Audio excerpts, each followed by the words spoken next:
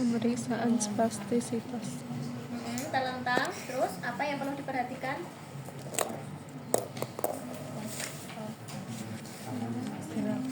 Semester ini apa semester lalu? Barusan kok wis lupa. Spastis. Didudukkan apa ditidurkan atau diberdirikan? Biasanya orang paling rileks kalau duduk apa berbaring? Dibaringkan. Dan idealnya ya posisinya adalah supinasi atau terlentang, bukan tengkurap. Ya, posisinya terlentang. Kemudian cara memeriksa spastisitas, spastis itu sebetulnya untuk melihat ada tidaknya tahanan ketika kita gerakkan. Ada yang nahan enggak ketika kita gerakkan. Jadi seharusnya pasien posisi rileks. Pemeriksaannya adalah pemeriksaan gerak pasif. Jadi bukan pasien yang menggerakkan sendiri. Bu, tekuk tangannya, misalnya pada dewasa gitu. Pada anak-anak juga sama, ayo dek coba pegang mainan ini gitu. Enggak gitu. Tapi dia posisinya rileks. Semua gerakan dari fisioterapisnya pasif, betul. Ya, jadi kita bisa fiksasi, namanya gerakan pasif, tapi pasti pegangan kita ada yang bertindak sebagai fiksasi, ada yang bertindak sebagai mobilisasi. Ya, satu fiksasi menahan, satu mobilisasi. Kita gerakkan secara pasif, ya, jangan terlalu lambat dan juga jangan terlalu cepat. Kita gerakkan saja seperti ini. Nah, kira-kira ada tahanan atau enggak? Tahanan itu maksudnya gini, ketika dari posisi ekstensi kemudian kita tekuk, berat atau enggak gitu loh. Ketika dari posisi tekuk kita ekstensikan, berat atau enggak? Ada yang nahan enggak? Yang nahan ya sebenarnya diri dia sendiri gitu ya. Ada tahanan atau enggak? Gitu. Nah, sifat tahanan itu berbeda-beda. Ada yang tahanannya baru muncul setelah di akhir ROM saja. Jadi posisi awalnya seperti ini, tahanannya baru muncul setelah di akhir gini mau ke arah ekstensi. Ada tahanannya muncul sejak tengah-tengah sini ya sampai di akhir. Ada yang tahanannya muncul sepanjang kita gerakkan tuh muncul terus. Sepanjang kita gerakkan ini ada yang tahanan itu tadi masih bisa kita gerakkan dengan mudah. Jadi ada yang nahan tapi masih kuat kita gitu ya sama tahanan dia. Tapi ada juga yang sudah cukup berat terus kayak kuat-kuatan gitu ya, tapi tetap bisa kita gerakkan. Ada juga yang sifatnya kaku, rigid. Rigid itu kaku, sudah nggak bisa difleksikan, nggak bisa diekstensikan. Nah, yang saya ceritakan macam-macam tahanan itu tadi, itu adalah implementasi dari Ashworth Scale. Semakin ringan tahanannya, nilainya semakin rendah. Itu 0, sama sekali nggak ada tahanan. 1, ketika ada tahanan di akhir saja. 1+ ada tahanan di tengah sampai akhir. Nilai 2 ada tahanan di awal sampai akhir tetapi masih mudah digerakkan. Ya. 3 sama kayak nomor 2 tetapi lebih sulit digerakkan. Paling berat nomor 4 rigid, udah nggak bisa difleksi dan ekstensikan. Nah, pemeriksaan gerak pemeriksaan spasisitas itu nanti tidak per ototnya, maksudnya biceps sendiri, triceps sendiri itu enggak, tetapi bisa lewat grup otot. Sebetulnya kalau yang saya pelajari itu ada 2 versi teman-teman. Versi pertama itu tiap regio, jadi tiap grup otot.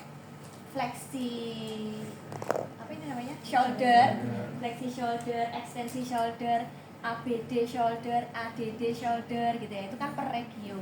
Kemudian nanti elbow juga sama, fleksi elbow, ekstensi elbow gitu ya. Ada yang versi seperti itu. Nanti wrist gitu. Nanti untuk lower extremity juga sama, dari hip, fleksi hip, ekstensi hip, ABD hip, ADD hip gitu ya. Lutut sama, fleksi knee, ekstensi knee gitu. Jadi per regio. Tetapi versi yang kedua ada yang secara umum saja. Jadi ekstremitas atas sisi dekstra, ekstremitas atas sisi sinistra, kemudian ekstremitas bawah sisi dekstra, ekstremitas bawah sisi sinistra. Caranya seperti apa? Kalau yang regio kan teman-teman udah tahu ya. Berarti tinggal satu kita sebagai fiksasi, satu sebagai mobilisasi. Misalnya pada elbow ya fiksasinya di atas elbow. Ya, kemudian Enggak kasih jin asli kan. Kita pakai manusia asli saja biar lebih jelas. Telentang kepalanya di sana. Kaget kok bisa gerak sendiri.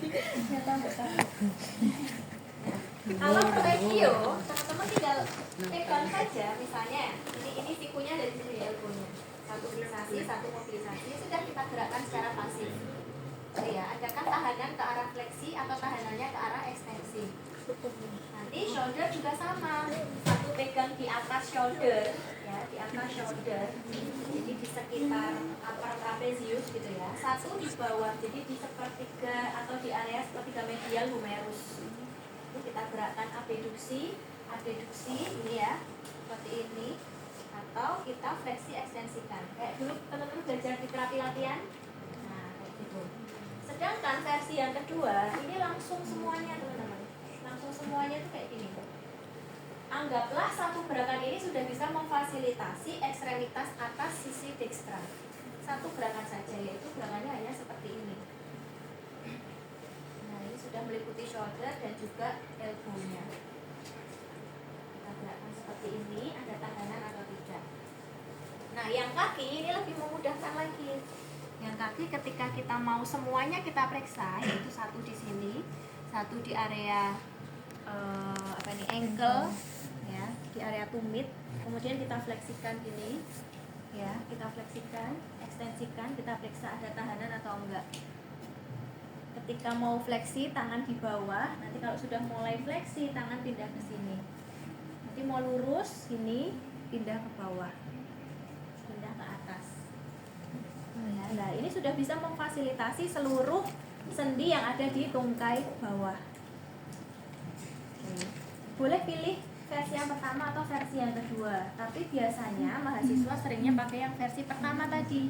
Jadi per regio hip sendiri, nanti knee sendiri, ankle sendiri. Ya. Kalau misalnya hip, ankle, knee dijadikan satu, cara pemeriksaannya nggak apa-apa, seperti ini tadi. Cara pemeriksaannya jadi satu nggak apa-apa, asalkan nanti nulisnya tetap per regio. Itu boleh. Terima kasih ya.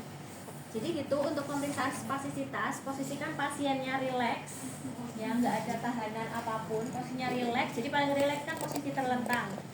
Kemudian gerakan yang kita gunakan adalah gerakan pasif. Jadi jangan sampai pasien menggerakkan sendiri, semua dari kita. Oke, gitu ya, bisa dipahami untuk pemeriksaan spastisitas. Dan ya gampang kan tadi sudah sampaikan caranya menghafalkan yang paling ringan sampai ke tahanan yang paling berat.